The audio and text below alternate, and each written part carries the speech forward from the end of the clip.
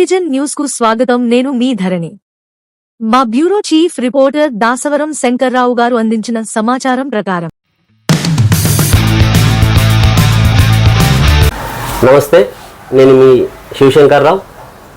పూర్వ వార్త ఉమ్మడి జిల్లా ఆత్మీయ సమ్మేళనంలో భాగంగా ప్రతిరోజు మన పాత రిపోర్టర్లను ఇంటర్వ్యూ చేయడం జరుగుతుంది. అందులోనే భాగంగా ఈరోజు నిబద్ధత, క్రమశిక్షణ, ఒక మారుపేరైన మన సిద్దిపేట ఆర్ట్స్ ఇన్ఛార్జ్గా పనిచేసి ఇప్పుడు సాక్షి బ్యూరోగా ఎదిగిన మల్లికార్జున రెడ్డి అన్న గారి దగ్గరికి వచ్చినాం.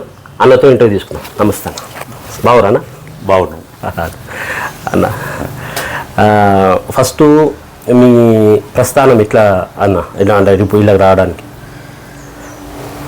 నేను యాక్చువల్గా నాకు చిన్నప్పటి నుంచి కూడా పేపర్లు, పుస్తకాలు చదివే అలవాటు బాగా ఉంది. దాంతో ఈ రాయడం, చదవడం అనేది ఎప్పుడు కూడా ఒక ఇంట్రెస్ట్గా ఉండేది. ఆ నేపథ్యంలో నేను 1998లో ఉస్మానియా యూనివర్సిటీలో జర్నలిజం చేస్తూ, ఎంసీజే చేస్తూ, ఈనాడు జర్నలిజం స్కూల్ ద్వారా నేను జర్నలిస్ట్గా అరంగేట్రం చేయడం జరిగింది. ఈనాడులో కొంతకాలం పనిచేసిన తర్వాత నేను ఏదన్నా ఒక సొంతంగా పనిచేసుకోవాలనే ఉద్దేశంతో కొంతకాలం ఎడ్యుకేషన్ ఫీల్డ్లో కూడా వెళ్ళడం జరిగింది. కానీ నాకు జర్నలిజం మీద ఉన్న ఆసక్తితో 2003 చివరిలో డిసెంబర్లో నేను వార్తలో స్టాఫ్ రిపోర్టర్గా హెడ్ ఆఫీస్లో జాయిన్ అయ్యాను. ఆ తర్వాత 2004 ఎలక్షన్స్, అసెంబ్లీ ఎలక్షన్స్ అయిన తర్వాత నేను సిద్దిపేట డివిజన్ స్టాఫ్ రిపోర్టర్గా నాకు పోస్టింగ్ ఇవ్వడంతో నేను మొట్టమొదటిసారిగా మెదక్ జిల్లాలో ఒక జర్నలిస్ట్గా అడుగుపెట్టడం జరిగింది. దానికి నిజానికి అప్పటి వరకు నాకు మెదక్ జిల్లా గురించి కానీ, సిద్దిపేట గురించి కానీ పెద్దగా తెలియదు. కానీ అప్పుడున్న వార్తా నెట్వర్క్ ఇన్ఛార్జ్ మిట్టపల్లి శ్రీనివాస్ గారు, గిరీష్ సంఘీ గారు నా పనిని చూసి అడిగారు, నువ్వు ఎక్కడికి వెళ్తావు అంటే నాకు ఏదన్నా జిల్లా స్టాఫ్ రిపోర్టర్గా పంపండి అని నేను అడిగాను. కాకపోతే అప్పుడు ఎక్కడ కూడా జిల్లా స్టాఫ్ రిపోర్టర్గా ఖాళీ లేదు. సిద్దిపేటలో తెలంగాణ ఉద్యమం బాగా జరుగుతోంది. అక్కడ మన స్టాఫ్ రిపోర్టర్ రామలింగారెడ్డి గారు ఎమ్మెల్యేగా ఎన్నికయ్యారు, దుబ్బాక ఎమ్మెల్యేగా. సో అక్కడ ఖాళీ ఉంది, సో అక్కడికి వెళ్ళు అని చెప్పేసి అన్నారు. సరే, నిజానికి నేను ఏదన్నా జిల్లా స్టాఫర్గా అవకాశం ఇస్తారనుకున్నా. కానీ సిద్దిపేట స్టాఫర్గా, డివిజన్ స్టాఫర్గా అవకాశం ఇవ్వడంతో నేను సిద్దిపేటకు రావడం జరిగింది. సో ఈ సిద్దిపేటకు రావడం అనేది నేను నా జర్నలిజం కెరీర్లో చాలా పెద్ద కీలక మలుపుగా నేను భావిస్తా. ఎందుకంటే వార్తలో సిద్దిపేట స్టాఫ్ రిపోర్టర్గా నా పనితీరు ఏదైతే ఉందో అది ఇవాళ ఒక 20 ఏళ్ళ తర్వాత నేను ఒక ప్రధాన పత్రికలో, సాక్షిలో ఒక స్టేట్ బ్యూరో చీఫ్ రిపోర్టర్గా ఆ స్థాయికి ఎదగడానికి నాకు ఇది ఉపయోగపడ్డది. ముఖ్యంగా ఈ జిల్లాకు వచ్చిన తర్వాత ఇక్కడ ఉండే బ్యూరో చీఫ్ ఎవరైతే ఉన్నారో ఆర్ సత్యనారాయణ గారు, ఎక్స్ఎమ్మెల్సీ గారు, వారు జర్నలిస్ట్గా నాకు ఇచ్చినటువంటి ప్రోత్సాహం వల్లనే నేను చాలా విషయాలు నేర్చుకోగలిగిన. అంటే సార్ నాకు అవకాశం అనేది ఇచ్చారు ఫ్రీగా. అంటే జర్నలిస్ట్గా జనరల్గా పేరు రావాలంటే ప్రధానంగా ఇన్వెస్టిగేషన్ జర్నలిజము, పరిశోధనాత్మక వార్తలు రాయడము, మానవాసక్తికర అంటే హ్యూమన్ ఇంట్రెస్టింగ్ స్టోరీస్ రాయడము, జనరల్గా రోజు జరిగే విషయాల్ని, ప్రెస్ మీట్లను, స్పాట్లను ఏ జర్నలిస్ట్ అయినా సాధారణంగా కవర్ చేస్తాడు. కానీ ఒక జర్నలిస్ట్కు పేరు తెచ్చేది ఏంటి అంటే ఆ జర్నలిస్ట్ రాసేటువంటి ప్రత్యేక కథనాలు ఏవైతే ఉన్నాయో, పర్టికులర్గా పరిశోధనాత్మక కథనాలు, మానవాసక్తికర కథనాలు, ఇవి జర్నలిస్టుకు ఎక్కువ పేరు తెస్తాయి. సో నాకు సత్యనారాయణ సారు ఆ కథనాలు రాయడానికి ఎక్కువ ప్రోత్సాహాన్ని, ప్రేరణని ఇచ్చారు. సో దాంతో ఏంటంటే నేను పనిచేస్తున్న ప్రాంతంలో వాటికి సంబంధించిన కథనాలు బైలైన్లతోని చాలా ఎక్కువ సంఖ్యలో, కనీసం వారానికి 2 బైలైన్లు వచ్చిన సందర్భాలు కూడా నాకున్నది. సెంటర్ స్ప్రెడ్ కథనాలు కానీ, మెయిన్ పేజీలో నిఘా అని ఒక శీర్షిక ఉండేది. ఆ నిఘా శీర్షికకు రాష్ట్ర వ్యాప్తంగా మంచి కథనాలను ఎంపిక చేసుకొని అది ఇన్వెస్టిగేటివ్ స్టోరీస్ వేసేదన్నమాట. సో ఆ నిఘాకు కూడా నేను ఒక చిన్న సెంటర్ నుంచి పనిచేస్తున్నా, అంటే ఒక సిద్దిపేట లాంటి సెంటర్ నుంచి పనిచేస్తున్నా. ఆ నిఘాకు నేను ఎక్కువ కథనాలు ఇచ్చేవాడు. అప్పుడు ఆ నిఘా పేజ్ ఇన్ఛార్జ్ కప్పర ప్రసాద్ గారు ఉండేవారు. వారు కూడా చాలా నన్ను ఎంకరేజ్ చేశారు. సో ఆ రకమైన అవకాశాలు ఇవ్వడంతో జర్నలిస్ట్గా నాకు కొత్త విషయాలు నేర్చుకునే అవకాశం దొరికింది. నన్ను నేను ప్రూవ్ చేసుకునే అవకాశం కూడా దొరికింది. సో దాన్ని బేస్ చేసుకునే నేను ఇవాళ ఈ స్టేట్ బ్యూరో చీఫ్ రిపోర్టర్ దాకా రాగలిగానని చెప్పేసి నేను అనుకుంటున్నాను. అన్న, మీరు వార్తలో ఉన్నప్పుడు అప్పుడు గిరీష్ సంగ్ గారు ఎండి గారు డైరెక్ట్ సోనియా గాంధీ గారితోనే మాట్లాడడం, ఇక్కడ జరుగుతున్న విషయాలు ఎప్పటికప్పుడు తెలియజేయడం, దాన్ని మీరు కీలక భూమిక పోషించారు సార్ గారికి ఒక రైట్ హ్యాండ్ లేక. దాని గురించి చెప్పండి. నేను 2003 డిసెంబర్లో స్టాఫ్ రిపోర్టర్స్ వాంటెడ్ అని ఒక పడితే నేను దాని ఇంటర్వ్యూకి అటెండ్ కావడం జరిగింది. ఇంటర్వ్యూకి పిలిచారు. సంఘీ గారు తెల్లవారుజామున 3 గంటలకు నన్ను ఇంటర్వ్యూ చేశాను. చేసిన తర్వాత నాకు ఒక వారం రోజులలో జాయిన్ కమ్మని చెప్పేసి నాకు లెటర్ వచ్చింది. సో నేను వచ్చి హెడ్ ఆఫీస్లో రిపోర్ట్ చేసిన తర్వాత అప్పటికి నాకు ఎక్కడ అటు డెస్క్లో కానీ రిపోర్టింగ్లో కానీ ఎక్కడ నాకేం పోస్టింగ్ ఏమి ఇవ్వలేదు. ఒక వారం రోజులు జర్నలిజం స్కూల్లో ఉన్నాను నేను.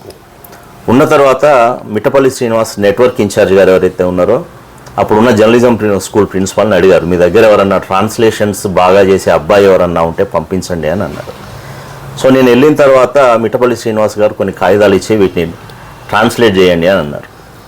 అవి తెలుగులో ఉన్నాయి. సో సార్ ఇవి తెలుగులో ఉన్నాయి కదా అంటే, ఏం కాదు ఇంగ్లీష్లో రాయలేవా అన్నాడు. అవన్నీ కూడా ఏంటంటే ఎలక్షన్స్కు సంబంధించిన కొన్ని రిపోర్ట్స్ అన్నమాట. సో ఆ రిపోర్ట్స్ని నేను ఇంగ్లీష్లోకి ట్రాన్స్లేట్ చేసిన తర్వాత మిట్టపల్లి శ్రీనివాస్ గారు అన్నారు, నువ్వు రేపటి నుంచి నువ్వు నా దగ్గరే పనిచేస్తావు అని చెప్పేసి అంట. తర్వాత నేను మిట్టపల్లి శ్రీనివాస్ గారి దగ్గర పనిచేయడం జరిగింది. ప్రతిరోజు నేను చేసే పని ఏంటి అంటే, అప్పుడు గిరీష్ సంఘీ గారు కాంగ్రెస్ అధిష్టానానికి 2004 అసెంబ్లీ ఎలక్షన్స్కి ముందు కాంగ్రెస్ అధిష్టానానికి సోనియా గాంధీకి ప్రత్యేకంగా నివేదికలు ఇచ్చేవాళ్ళు ఇక్కడి నుంచి. అంటే ఇక్కడ ఉన్న రాజకీయ పరిస్థితులు ఎట్లా ఉన్నాయి ఉమ్మడి ఆంధ్రప్రదేశ్లో, ఇక్కడ పొత్తులు పెట్టుకుంటే ఏ పార్టీతో పొత్తు పెట్టుకోవాలి, ఒకవేళ పొత్తు పెట్టుకుంటే ఆ పార్టీలు ఏ స్థానాల్లో అవకాశం ఉంది, కాంగ్రెస్ పార్టీలో ఏ స్థానంలో ఎవరెవరు టికెట్లు ఆశిస్తున్నారు, వాళ్ళ బలం ఏంది, బలహీనత ఏంది అని ఇట్లా అనేక రకాలుగా కొన్ని సర్వేలు కూడా ఎట్లా ఉంది పార్టీ పరిస్థితి ఎట్లా అని మన వార్తా నెట్వర్క్ ద్వారా కొన్ని సర్వేలు చేసి ఆ సర్వేల సారాంశాన్ని కూడా సోనియా గాంధీకి నివేదికల రూపంలో సంఘీ గారు ఇచ్చేవారు అనమాట. సో ఆ నివేదికలన్నీ కూడా నేను వాటిని క్రోడీకరించి వాటిని ఒక క్రమ పద్ధతిలో తయారు చేసి నేను సంఘీ గారికి ఇచ్చేది, మిట్టపల్లి శ్రీనివాస్ గారి ద్వారా సంఘీ గారికి ఇచ్చేది. సో ఈ ఒక 3-4 నెలలు ఈ వర్క్ చాలా సీరియస్గా జరిగింది. తర్వాత ఎలక్షన్ రిజల్ట్ వచ్చింది. కాంగ్రెస్ చాలా రాజశేఖర్ రెడ్డి గారు అద్భుతమైన మెజార్టీతో రాష్ట్రంలో కాంగ్రెస్ ప్రభుత్వం అధికారంలోకి వచ్చింది. వచ్చిన తర్వాత ఈ రిజల్ట్ వచ్చిన రోజే నన్ను మిట్టపల్లి శ్రీనివాస్ గారు సంఘీ గారి దగ్గరికి తీసుకెళ్ళారు. తీసుకొని వెళ్ళగానే సంఘీ గారు కుర్చీలో నుంచి లేచి వచ్చి నన్ను గట్టిగా గౌరవించుకొని వెల్ డన్ మై బాయ్ అని చెప్పేసి నాకు ఒక కాంప్లిమెంట్ ఇచ్చారు. నేను మర్చిపోలేదన్నమాట అది. సో చాలా బాగా చేసావు అని చెప్పేసి అన్నారు. అన్న తర్వాత 2 రోజుల తర్వాత పోస్టింగ్ మల్లికార్జున్కి ఎక్కడ పోస్టింగ్ ఇవ్వాలి అనేది ఒక ఆడ చర్చ వచ్చింది. వస్తే ఎక్కడికి వెళ్తావు అంటే నేను అన్నాను, సార్ నా ఏదన్నా ఒక జిల్లాకు పంపించండి, ఏదన్నా జిల్లా స్టాఫ్ రిపోర్టర్కి వెళ్తా అంటే సంఘీ గారు ఏమన్నారంటే, జిల్లాలో ఎక్కడ కూడా స్టాఫ్ రిపోర్టర్ ఖాళీ లేదు, కాకపోతే సిద్దిపేటలో కేసీఆర్ గారు తెలంగాణ టీఆర్ఎస్ పార్టీని పెట్టినారు, అక్కడ ఉద్యమానికి సంబంధించి ఏదో ఒక యాక్టివిటీ ఆడ ఉంటుంది, సో అక్కడ మనకు ఒక మంచి రిపోర్టర్ కావాలనుకుంటున్నాము, సో నువ్వు సిద్దిపేటకు వెళ్తావా అని అడిగాను. సో అట్లా నేను సంఘీ గారి డైరెక్ట్గా సార్ నోట్లో నుంచి నువ్వు సిద్దిపేటకు వెళ్ళు, దానికి మిట్టపల్లి శ్రీనివాస్ గారు కూడా చాలా ఎంకరేజ్ చేశారు. ఫస్ట్ ఏమన్నాడంటే సార్ ఏమన్నాడంటే, సంఘీ గారు హైదరాబాద్లోనే మలక్పేట, ఎల్బీ నగర్ ఏదో జోన్లు ఉన్నాయి, ఆ జోన్ ఇన్ఛార్జిగా పనిచేస్తావా అన్నారు. అంటే అన్నాను, సార్ నేను సిటీలో కంటే నాకు ఏదన్నా జిల్లాలో పనిచేయాలనే కోరిక ఉంది సార్ అని చెప్పేసి అని నేను చెప్పడం జరిగింది. దానికి సంఘీ గారు ఓకే సిద్దిపేట ఇవ్వండి మల్లికార్జున్కు అని చెప్పేసి చెప్పారు మిట్టపల్లి గారు. ఆ రకంగా నేను సిద్దిపేటకు రావడం జరిగింది. అంటే చాలా నమ్మకం మీద మీకు ఇవ్వడం అనేది గ్రేట్ అన్న. తర్వాత మీరు సిద్దిపేటకు వచ్చిన తర్వాత ఉద్యమాల గడ్డ, ఇటు దుబ్బాక కానీ ఇటు సిద్దిపేట కానీ ఆ ఉద్యమాల గడ్డల మీ అనుభవం ఏంది, ఎట్లా మీరు సాగలిగారు మీ ప్రయాణం?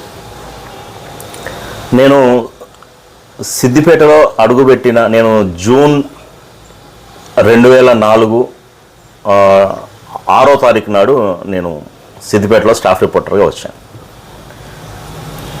నేను వచ్చిన కొద్ది రోజులకే హరీష్ రావు గారు అప్పటికి ఎమ్మెల్యే కాకుండానే మినిస్టర్గా ప్రమాణ స్వీకారం చేశారు, రాజశేఖర రెడ్డి గారి. అప్పటికి వార్తా స్టాఫ్ రిపోర్టర్గా పనిచేసిన రామలింగారెడ్డి గారు ఎమ్మెల్యే అయ్యారు. సో అక్కడికి వచ్చిన తర్వాత అంటే ఈరోజు ఎవరైతే ఉమ్మడి మెదక్ జిల్లా నుంచి వెళ్ళి పెద్ద నాయకులుగా ఎదిగిన ఎవరైతే ఉన్నారో వాళ్ళందరూ కూడా ఆ టైంలో వాళ్ళు ఫస్ట్ టైం ఎమ్మెల్యేలుగా వాళ్ళ రాజకీయ ప్రస్థానం అనేది అప్పుడే ప్రారంభమైంది. సో ఈ 20 ఏళ్లలో వాళ్ళ రాజకీయ ప్రస్థానం, వాళ్ళ ఎదుగుదలను వాళ్ళు ఏ రకంగా అనేదాన్ని చూడగలిగిన ఒకటి. రెండవది వచ్చేసి సిద్దిపేట అనేది ఉద్యమ కేంద్రంగా ఉండేది. చాలా యాక్టివిటీస్, రకరకాల వాళ్ళు సిద్దిపేటకు వచ్చి అక్కడ ప్రెస్ మీట్లు పెట్టడాలు, లేకపోతే హరీష్ గారు కూడా ఫస్ట్ టైము మంత్రి, ఆ తర్వాత బై ఎలక్షన్లో ఎమ్మెల్యే కావడము, ఇటు రామలింగారెడ్డి గారు జర్నలిస్ట్గా ఉండి అటు ఎమ్మెల్యే కావడము, అట్లాగే అక్కడికి రెగ్యులర్గా వచ్చే పద్మాదేవేందర్ రెడ్డి గారు కానీ, సో ఇట్లాంటి వాళ్ళతో కూడా అక్కడ ఉన్నప్పుడే పరిచయాలు జరగడము. అట్లాగే ముఖ్యంగా ఏంటంటే నా సిద్దిపేట జర్నలిస్ట్ కెరీర్ను నేను ఒక 2-3 రకాలుగా నేను చూస్తా. ఒకటి, జర్నలిస్ట్గా నేను కొత్త విషయాలు 360 డిగ్రీల లోపల కొత్త విషయాలు నేర్చుకోవడానికి నాకు ఉపయోగపడ్డది. ఎందుకంటే గ్రౌండ్ లెవెల్లో, ఫీల్డ్ లెవెల్కి వెళ్ళి పనిచేసే అవకాశం అనేది నాకు అక్కడ దొరికింది. రెండోది వచ్చేసి తెలంగాణ ఉద్యమానికి సంబంధించిన అనేక ఘటనలకు అక్కడ ప్రత్యక్ష సాక్షిగా ఉండే అవకాశం దొరికింది. మూడోది వచ్చేసి మంజీరా రచయితల సంఘంలో ఉండే దేశపతి శ్రీనివాస్ గారు, నందిని సిద్ధారెడ్డి గారు, ఇట్లాంటి వాళ్ళందరితో కూడా ఇప్పుడున్న TUWJ రాష్ట్ర అధ్యక్షులు విరాహత్ అలీ గారు, TNGO రాష్ట్ర అధ్యక్షులుగా పనిచేసిన దేవి ప్రసాద్ గారు, ఇట్లాంటి వాళ్ళందరితో కూడా అంటే తర్వాతి కాలంలో వీళ్ళందరూ ఉద్యమంలో, తెలంగాణ ఉద్యమంలో చాలా క్రియాశీలమైన పాత్రను పోషించారు అనమాట.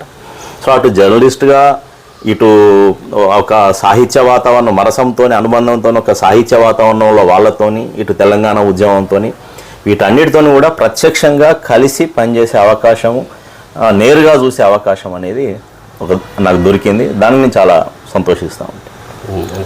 మీ కెరియర్లో మీకు బాగా నాకు సాటిస్ఫాక్షన్ అయిన ఒక కథనం? దుబ్బాక మండలం బొప్పాపూర్ అనే విలేజ్లో లవాకర్ అనే ఒక దళితుణ్ణి రాత్రిపూట పొలం దగ్గరికి వెళ్తా అంటే పోలీసులు ఎన్కౌంటర్ చేశారు. యాక్చువల్గా అది బూటక ఎన్కౌంటర్. నేను రాత్రి 1 గంటకు బొప్పాపూర్కి వెళ్ళి నేను ఆ రోజు ఒక వార్త ఇచ్చాను. నేను ఏంది అంటే కాల్చి చంపి కట్టు కథ అనే ఒక ఐటమ్ నేను ఇవ్వడం జరిగింది. ఎక్స్క్లూజివ్గా, వార్తలోనే ఎక్స్క్లూజివ్గా వచ్చింది. దానికి నా బైలైన్ కూడా ఇచ్చారు. బొప్పాపూర్ నుంచి మల్లికార్జున్ రెడ్డి అని ఒక బైలైన్తో మెయిన్ పేజీలో ఇచ్చారు.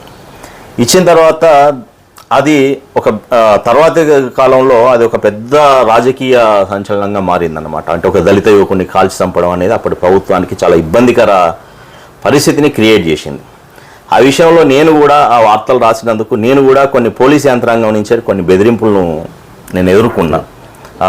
నిన్ను ఎన్కౌంటర్ చేస్తే నాకు అప్పుడున్న మెదక్ అడిషనల్ ఎస్పీ నాకు ఫోన్ చేసి అన్నాడు, నిన్ను ఎన్కౌంటర్ చేస్తే నువ్వేం చేస్తావు అని చెప్పేసి. సో నేను మళ్ళీ నెక్స్ట్ డే నేను మళ్ళీ వార్త రాశా, మళ్ళీ రాస్తే కాల్ చేస్తా అని చెప్పేసి అని అది. సో ఇది నాకు చాలా జర్నలిస్ట్గా నాకు బాగా సంతృప్తి. అంటే ఆ ఇన్సిడెంట్ నేను కవర్ చేసిన తీరు అనేది నాకు చాలా సంతృప్తినిచ్చింది. రెండోది నాకు పేరు కూడా తీసుకొని వచ్చింది. రెండోది ఒక మానవాసక్తికర వార్త. లక్ష్మణరావు సార్ డెస్క్లో ఉండేవాళ్ళు, మఫ్సిల్లో ఎడిటర్గా ఉండేవారు. సో అప్పుడున్న MRO ఏనుగు నరసింహారెడ్డి గారు, ఇప్పుడు అడిషనల్ కలెక్టర్ స్థాయిలో ఉన్నారు. వారు ఒక కుటుంబాన్ని ఆదుకున్న తీరు మీద నేను కుచేలుని ఇంట్లో కృష్ణలీలలు అని చెప్పేసి ఒక నిరుపేద ఇంట్లో ఒక MRO ఒక గంట సేపట్లో ఎన్ని రకాలుగా సహాయం చేయగలడు అనుకుంటే అనే దాన్ని నేను రాస్తే మెయిన్ పేజీలో వచ్చింది. అది కూడా నాకు చాలా సంతృప్తినిచ్చింది, పేరు తీసుకొచ్చినప్పుడు. ఇంకా తెలంగాణ ఉద్యమానికి సంబంధించిన అయితే చాలా వార్తలు, ఇంకా పరిశోధనాత్మక కథనాలు అయితే చాలా ఉన్నాయి. పర్టికులర్గా అయితే నాకు వార్తలో బాగా పేరు తీసుకొచ్చింది లవాకర్ అనే దళిత యువకుని ఎన్కౌంటర్ వార్త నాకు చాలా పేరు తీసుకొని వచ్చింది. అన్న మనం ఒక 20 సంవత్సరాల తర్వాత 29th రోజు సమావేశం కాబోతున్నామన్న. మన సభ్యులకు సందేశం. నిజానికి బహుశా ఇట్లాంటి ప్రయత్నం చాలా రేరుగా జరుగుతుంది. ఎందుకంటే మనం స్కూళ్ళలో కాలేజీల్లో రీయూనియన్ అని చెప్పేసి పూర్వ విద్యార్థుల సమ్మేళనం అని చెప్పేసి పెట్టుకుంటాం. కానీ పూర్వ జర్నలిస్టుల వార్తలో పనిచేసిన పూర్వ జర్నలిస్టుల సమ్మేళనం అనే ఒక ఆలోచన ఏదైతే ఉందో చాలా అద్భుతమైన ఆలోచన ఇది. ఎందుకంటే జర్నలిజంలో సీరియస్నెస్ తగ్గిపోతున్న ఈ క్రమంలో ఆ రోజు నాతో పనిచేసిన చాలామంది జర్నలిస్టులు మండల స్థాయి నుంచి మొదలుకుంటే పై స్థాయి దానిక చాలా అద్భుతమైన జర్నలిస్టులు ఉండేవాళ్ళు. సో వార్తకు వాళ్ళే ఒక బలగం లాగా ఉండేవాళ్ళు. అప్పుడున్న అడ్వర్టైజ్మెంట్ సర్క్యులేషన్ డిపార్ట్మెంట్లు కూడా అదేదో మీది వేరే వింగ్ మా విభాగం మాది వేరే విభాగం అన్నట్టు కాకుండా అంతా ఒక అద్భుతమైన టీం వర్క్తో జరిగేది. ఆఫీస్ ఏ అసైన్మెంట్ ఇచ్చినా కానీ అందరూ కలిసి ఒక సిస్టమేటిక్గా ఒక కలిసికట్టుగా ఆ లక్ష్యాలను సాధించేటోళ్ళం. ఆ రోజులు చాలా అద్భుతమైన రోజులు. సో అట్లాంటి వాళ్ళందరితో మళ్ళీ ఒకసారి కలుసుకోవాలనుకోవడం అనేది చాలా అంటే నాకైతే చాలా ఆసక్తిగా ఉంది. వాళ్ళందరితో మళ్ళీ ఒకసారి పాత జ్ఞాపకాలను నెమరు వేసుకుంటానికి ఇది ఒక అద్భుతమైన సందర్భం అని చెప్పి నేను భావిస్తున్నాను. అన్న థ్యాంక్ యూ అన్న. మీ నుంచి కూడా మేము కలిసి పనిచేసినాం సంవత్సరాలు. చాలా ఆప్యాయత, ఇప్పుడు కూడా అదే ఆప్యాయత అదే క్రమశిక్షణ ఈరోజు మీకు చేసింది. మీరు భవిష్యత్తులో కూడా ఇంకా ఉన్నతమైన స్థానానికి ఎదగాలి అని చెప్పేసి మనస్ఫూర్తిగా కోరుకుంటూ ఇది ఈరోజు మల్లికార్జున రెడ్డి అన్న ఒక ఇంటర్వ్యూ మనోగతం. మళ్ళీ రేపు మరో విలేకరితో కలుసుకుందాం. మీరు దయచేసి ఈ ఛానల్ని సబ్స్క్రైబ్ చేయండి. ఎందుకంటే ఇది శంకర్రావు అనే అతను మనలో ఇంతకుముందు వార్తాగా పనిచేసిన ఇతను ఛానల్ పెట్టుకుంటూ పేపర్ పెట్టుకుంటూ అతనికి మనకు ఈ చెప్పగానే ఆయన ముందుకొచ్చి ఇదంతా చేస్తుంది. కాబట్టి దయచేసి మీరందరూ సబ్స్క్రైబ్ చేయాలని కోరుకుంటూ నమస్తే.